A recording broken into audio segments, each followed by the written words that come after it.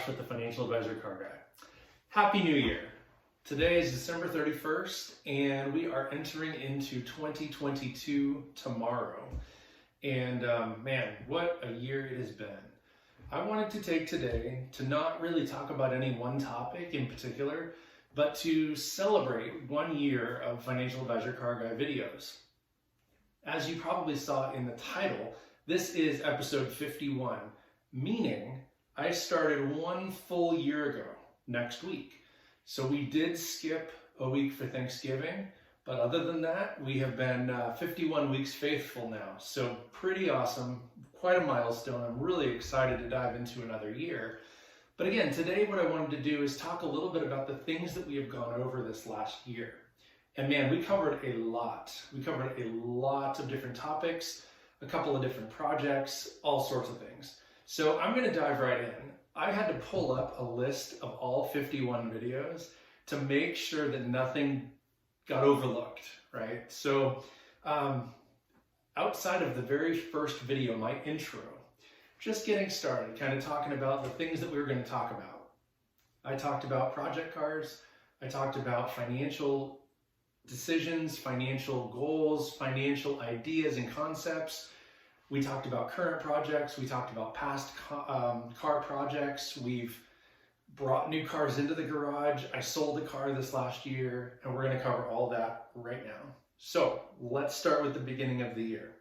My very first actual episode, so not just the welcome to the page video, but the actual first video, was about my 68 Mustang. Now that video has received the most views. I don't know what the view count's at today. It's not a ton. It's like 1,000 views.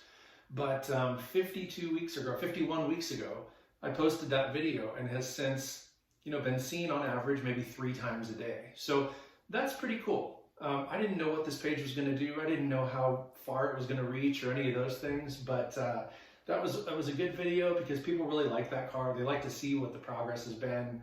And, if you're local, you've probably seen the build. I've had the car for 10 years, and it seems as if every year it progresses a little further. And so, later in the year, we did do an update where I got my fiberglass hardtop and had it test fitted and everything.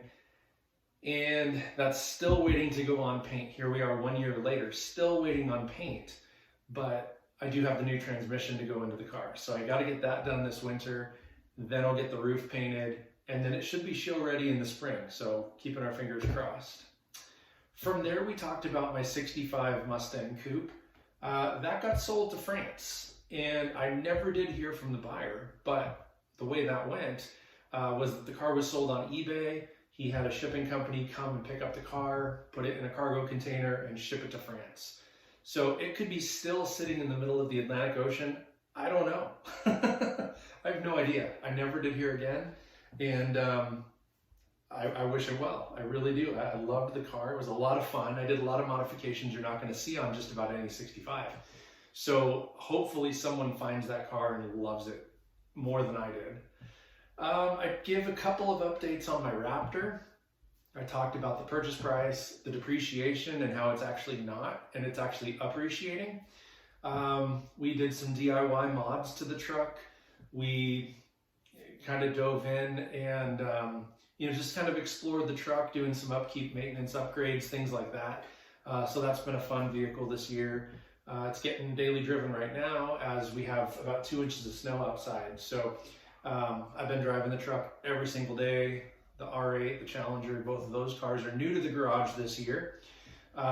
Did several videos on each of them, talking about the actual purchase price, diving into some of the mods and upgrades, again, making a couple of DIY videos about those cars and, some good upgrades, why someone would do those upgrades, what they mean, how much they cost, all those things.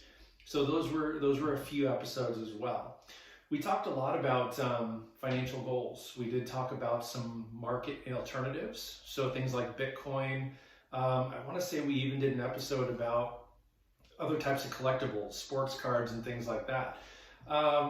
There's a lot of room in somebody's portfolio for those kind of things. And so when it comes to, trying to diversify in your portfolio, You don't want to put all your eggs in one basket. You want some liquidity. There's people that collect antique guns. There's people that collect antique cars. There's people that collect anything, sports cars, whatever it is. And those are tangible things you can really enjoy. You can see a baseball card. You can fire your antique rifle. You can drive your antique car. And all the while, if you're maintaining them and keeping them nice, they're going to appreciate in value. Much like your maybe stock portfolio. Your stocks don't give you the same kind of joy though, because you're looking at numbers on a screen. You don't get to physically go and view that company in person and say, I own one piece of you, et cetera, et cetera. That's just a different animal. So, not all investments are created equal. I would say that historically some outperform others, and getting a feel for what is best for you really should be part of your 2022 conversation. If you don't have a financial advisor, look one up. Find a local one to you. Find someone to work with. If they're anything like me, they never charge you for their time. Their time is always complimentary. Ideally, we want to offer our service to you guys to, obviously make the best financial decisions you can. And you might not find an advisor that thinks classic cars are a good buy, or exotic cars are a great investment, or whatever it is. And so find someone that fits your style. Find someone that, isn't going to rub you the wrong way. I think those are important features to look for when you're shopping around for an advisor. Some of the other tips and tricks we talked about, we compared and contrasted buying a car to leasing a car. We talked about paying cash versus financing. We talked about several different projects, and we even walked through how to build a budget for a build and how to maintain that budget, how to stay on track, how to sell off old parts to buy new ones, and how to really get the most out of your dollars. Where do you shop for parts? Do you do the local AutoZone or O'Reilly's Auto Parts, or do you do the eBay and Amazon route, or Jegs or Summit or any of those? So I would suggest that, figure out where the pricing is the best or most competitive, and that's probably the place you want to give your business to. Some of the other things we talked about, how to paint a car. I did a quick video on painting that 65 Mustang. We talked about garage organization. We talked about defining supercars. What does that look like? We talked a little bit about rental cars. We talked about having your own rental fleet. There's those companies where you can list your own vehicle for rent to the public. And there's money to be made there. As a matter of fact, I was watching a TikTok video earlier this week from a guy that I subscribe to. And he was saying he has a rental fleet of 7 cars on one of these apps. And he had a Scat Pack Challenger with a 392, and it got totaled. Now, he bought the car, I want to say it was 8 months ago, for $31,000. Because the used car prices have just gone nuts, when this guy ruined or wrecked and totaled out this Challenger, the rental company came back and reassessed the vehicle at actually $37,000 or $38,000. So he made something like $6,000 or $7,000 or more from the time he bought it to the time that it was wrecked less than a year later and cashed out. He did go back and do the math and explain, he paid insurance on the car, he paid some interest on a loan, all the other fees and things associated with buying a car. But he said that he cleared more than $5,000 driving that car for 7 or 8 months. And that's a pretty good win, I would say, for passive income. And then again, that's one of 7 of his cars. So, if that, not that he's wrecked all 7 or had all 7 wrecked, but in theory, that $5,000 he cleared is more than enough money to go back to the dealership, put money down on a new car to add to the fleet, and then start again. So he's got it worked out. He knows what works and what doesn't for him in his area. He's not here in Oregon. He's not here in Central Oregon at all. So, you kind of have to know your demographic and know, what type of car will people want to rent, what kind of conditions do they need to be driving in, et cetera, et cetera.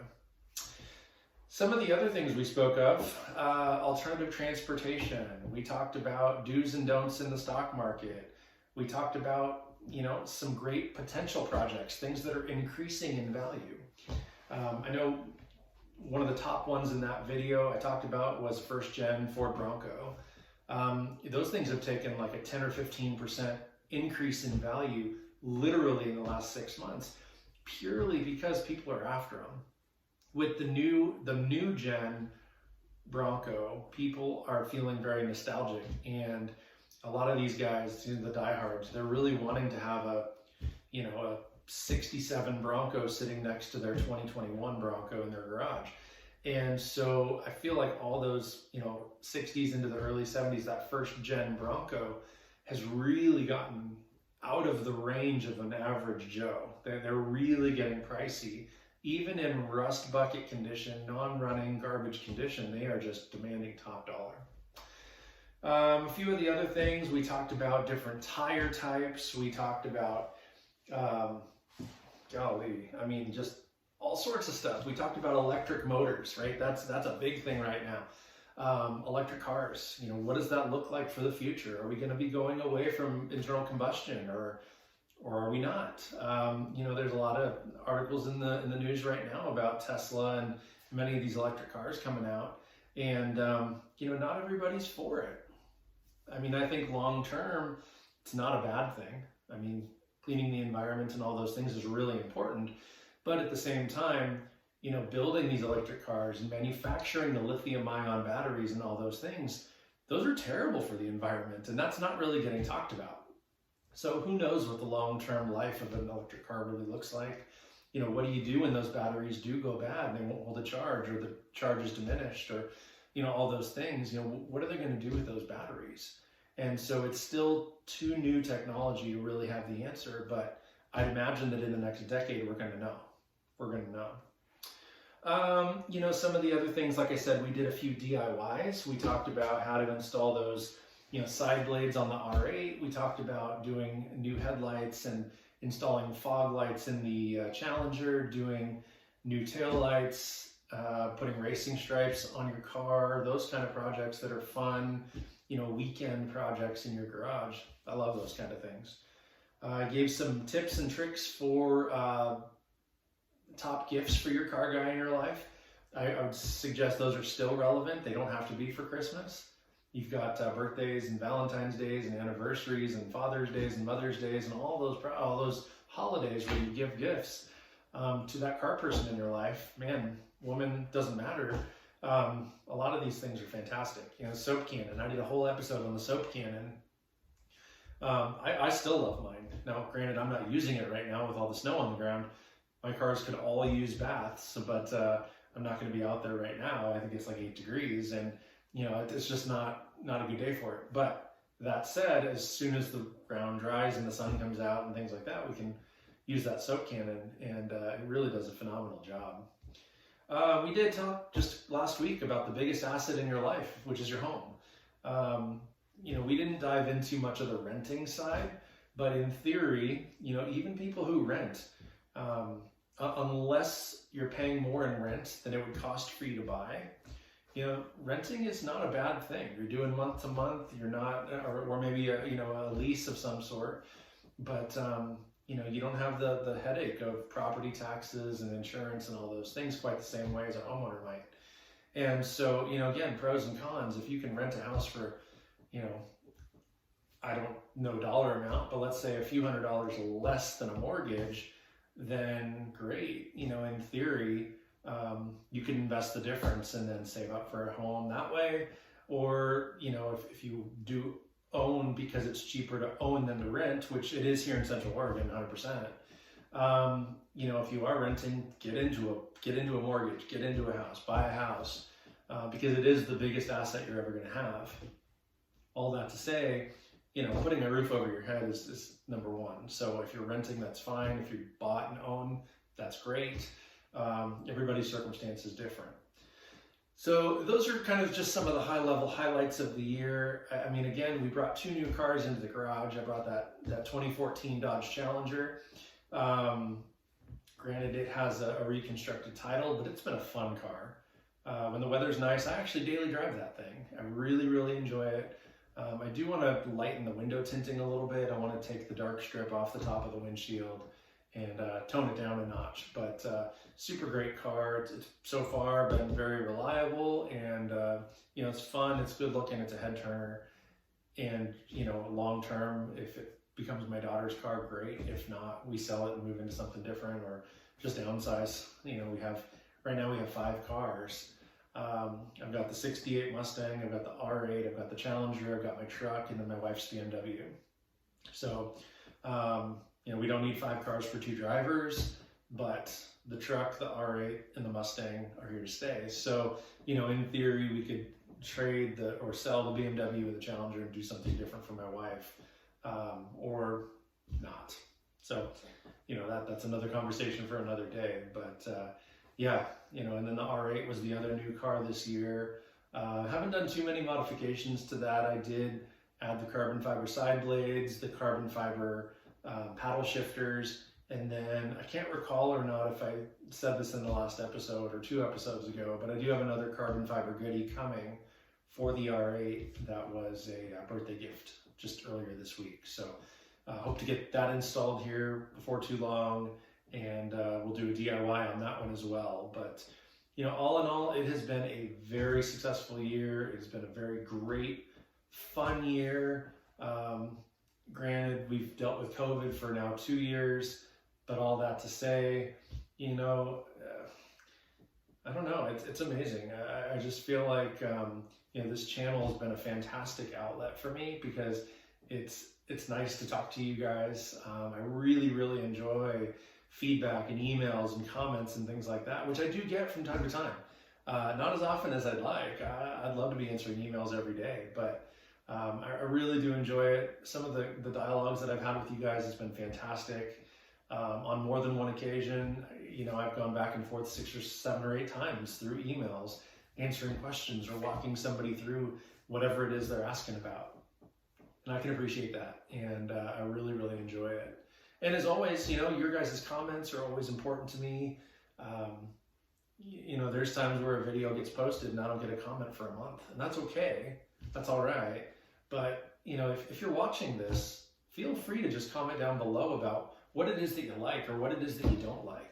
And then I'd ask you to do the same thing on all the other videos you've watched. You know, if you have a moment and don't mind going back, that actually helps the algorithm. I feel like the more likes, the more comments, the more there's been engagement on a video, the higher up it pops up when someone searches for, you know, Audi R8 DIY or Ford Mustang Shelby GT500 convertible, whatever it is, right? The search results are better for videos that have more engagement. So please like, subscribe, comment down below. Have a fantastic New Year's. Have a great 2022. I'm looking forward to it. And always remember, may every investment you make be a good one. Till next time.